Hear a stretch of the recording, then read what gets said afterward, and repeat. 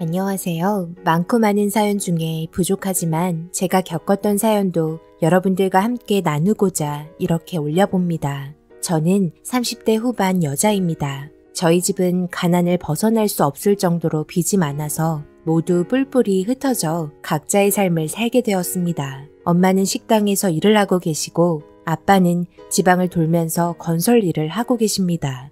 저 또한 작은 회사에서 일을 하고 있습니다. 예전에 아빠가 운영하던 사업이 망하면서 지금 이 상황까지 오게 되었네요. 몇 년간 우리 가족 모두 모여서 밥 한 끼 제대로 한 적이 한 번도 없습니다. 좋아질 날만 생각하면서 서로 열심히 돈 벌어서 빚 갚고 있습니다. 그래서 저는 결혼 생각 꿈도 못 꾸고 연애조차 시간이 아깝다 생각하며 살아와서 그런지 제 감정이 많이 메말라 버렸네요. 그렇다고 제가 부모님 원망을 한 적 한 번도 없습니다. 이 세상에 태어나게 해주셨고 부유한 건 아니지만 그래도 가끔 맛있는 음식 먹을 수 있을 정도는 되니 이것만으로도 저는 행복하다고 생각합니다. 최대한 빨리 우리 가족 모두가 모여 예전처럼 웃으면서 살고 싶었습니다.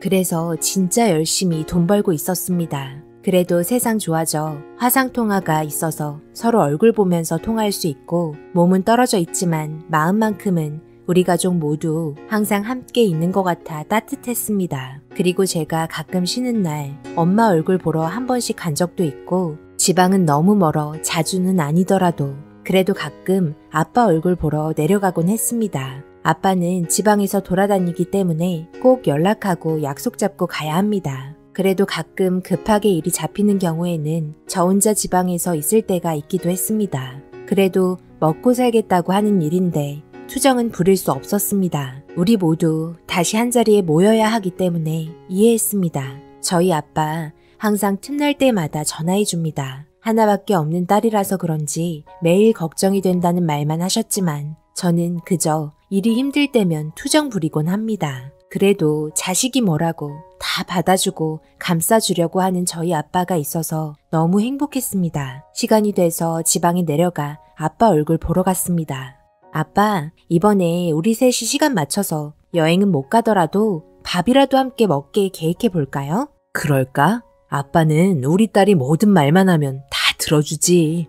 우리 한번 시간 맞춰보자. 아빠도 우리 가족 모두 모여서 외식 한번 하고 싶네. 우리 박여사도 보고 싶고 요즘 일이 힘든지 전화하면 여기저기 아프다는 말밖에 안 해서 내가 너무 미안했단다. 아빠 사업이 잘 됐으면 이런 일도 없었을 텐데 정말 미안하구나. 우리 조금만 더 노력해서 빨리 좋은 날이 올 수 있게 힘써보자. 알겠지? 항상 저희를 먼저 신경 써주는 우리 아빠. 제 손을 잡으면서 저에게 고맙고 미안하다는 말만 할 뿐 고개 한번 제대로 들지 못해서 저도 아빠 손을 꼭 잡아주며 힘내라고 말하는데 어찌나 손이 거칠고 마디마디가 갈라져 있는지 거칠어진 손에 제가 가지고 있던 핸드크림 발라주면서 손 관리 잘하시라며 아빠 손에 핸드크림 지어줬습니다. 아빠는 괜찮다고 남자는 이런 거 안 써도 된다면서 저에게 다시 주려고 했지만 제가 아빠 안주머니에 넣어주며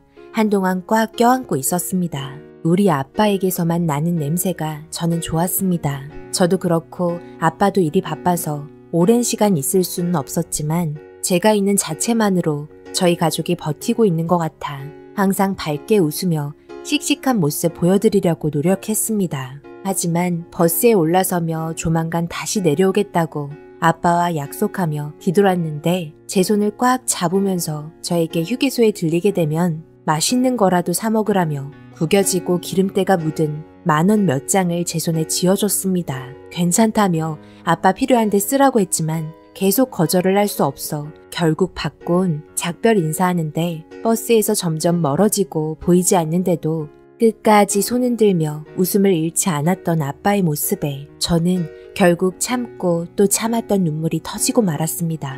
저를 보며 웃으면서 손을 흔들어 주던 모습이 어찌나 가슴이 아프던지 집에 가는 동안 제 눈에서는 멈출 수 없는 눈물이 계속해서 쏟아졌습니다. 그렇게 다시 일상으로 돌아와 저도 열심히 일하면서 모두가 같이 쉴 수 있는 주말에 같이 만나서 외식하기로 약속 날짜를 잡고 그날이 오기만을 손꼽아 기다리며 하루하루 부푼 기대를 안고 살아가고 있었습니다. 그렇게 시간이 흘러 저희 가족이 모이는 시간이 다가왔고 만남을 약속한 장소에 제가 제일 먼저 도착하고 그리고 엄마가 뒤이어 도착했습니다. 이게 얼마 만에 모이는 거예요? 정말 시간 빼는 것도 너무 힘든 것 같아요, 엄마. 빨리 아빠 와서 맛있는 거 먹고 즐거운 시간 보냈으면 좋겠어요. 그러게 말이다. 나도 너희 아빠 만나는 게 아마 몇 년 만인 것 같다. 워낙 시간을 낼 수가 없다 보니 이렇게 긴 시간을 못 보고 살았구나. 그런데 좀 늦는 것 같은데 전화 한번 해보면 좋겠는데?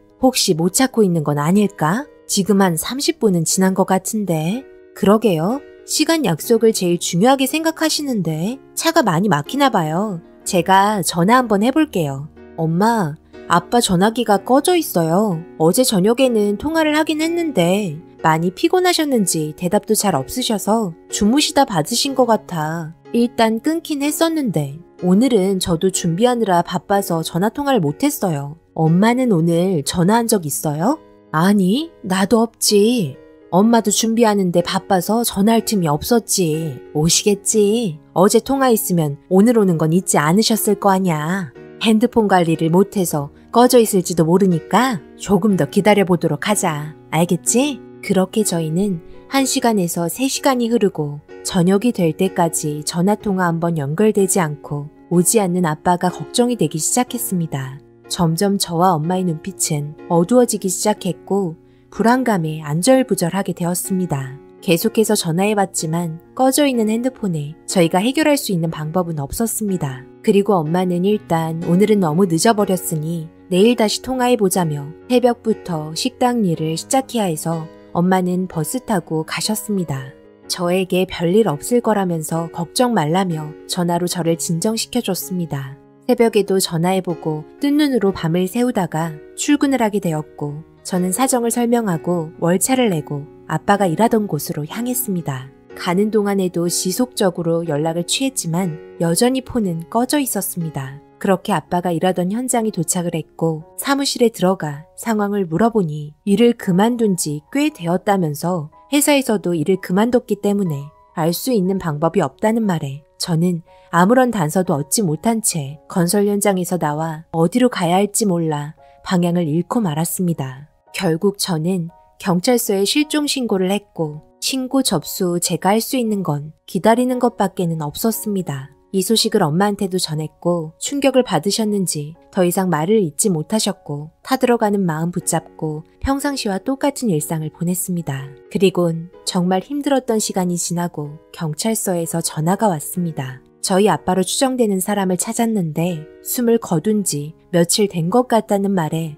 저는 하늘이 무너져 내리고 말았습니다. 제정신이 아닌 상태에서 엄마에게 전화를 했고 아빠의 소식을 전해 들은 엄마는 쓰러지고 말았습니다. 괜찮냐면서 주방 아줌마분들의 소리가 수화기를 통해 들렸고 저는 엄마가 있는 식당으로 찾아가 아빠가 계신 곳으로 함께 향했습니다. 그리곤 싸늘하게 누워 계신 아빠의 모습을 보게 된 저희는 통곡하며 정신을 차릴 수 없었습니다. 전날에 만나기로 통화까지 했었는데 체온을 느낄 수 없는 차가운 아빠의 굳은 손을 만지며 하염없이 울고만 말았습니다. 그리고 관계자분께서 저에게 준 물건에는 왜 아빠가 돌아가셨는지 알 수 있는 문서와 그리고 유서가 있었고 제가 손에 바르라며 쥐어줬던 핸드크림이 있었습니다.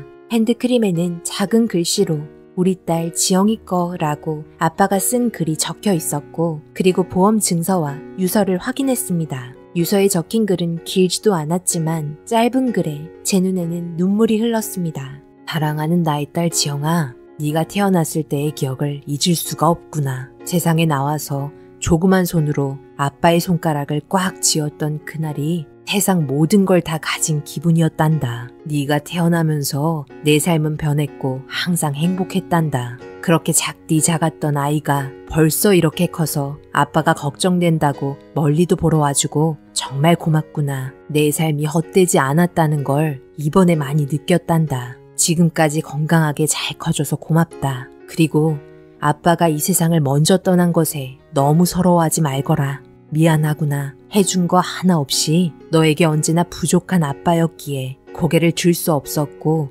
열심히 살려고 노력했지만 결과가 좋지 않아 아빠 마음도 많이 아프구나. 그래도 항상 앞으로 다가올 좋은 날들만 생각하거라. 사랑하는 나의 딸 지영아, 한 번 더 보고 싶구나. 얼굴 한 번만 더 만져보고 싶구나. 마지막 날 아빠를 끌어안았을 때 정말 살고 싶었단다. 그리곤 뜬금없이 지영이 어렸을 때가 생각이 나더구나. 놀러 갔을 때 핫도그 하나 더 먹고 싶다고 말하던 우리 딸, 사주지 못해 손가락 빨며 아쉬워하던 모습이 아른거려 너를 안았을 때 눈물이 흐를 뻔했구나. 하나 더 해줄 걸, 더 많은 걸 해줄 걸. 내심 떠나려니 미련만 남는구나. 아빠 잘못 만나 이 세상에서 행복을 안겨주지 못해 미안하구나. 사랑하는 나의 딸 지영아, 항상 어깨 펴고 움츠리지 말거라. 항상 마음을 굳건하게 하고 자신을 사랑하거라. 아빠 먼저 하늘에서 기다리고 있으마. 그리고 못난 아빠 만나서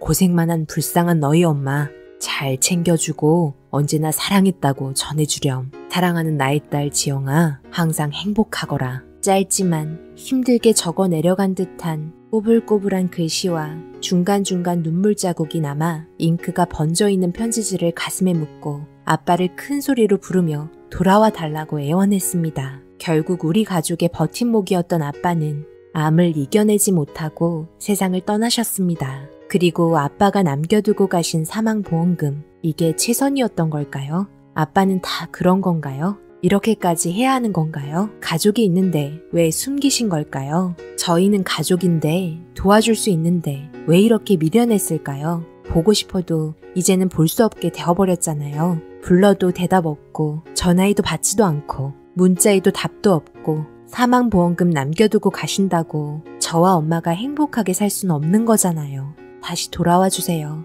예전처럼 저를 보고 웃어주세요. 저를 안아주세요. 꿈에서라도 보고 싶은데 찾아와 주질 않네요.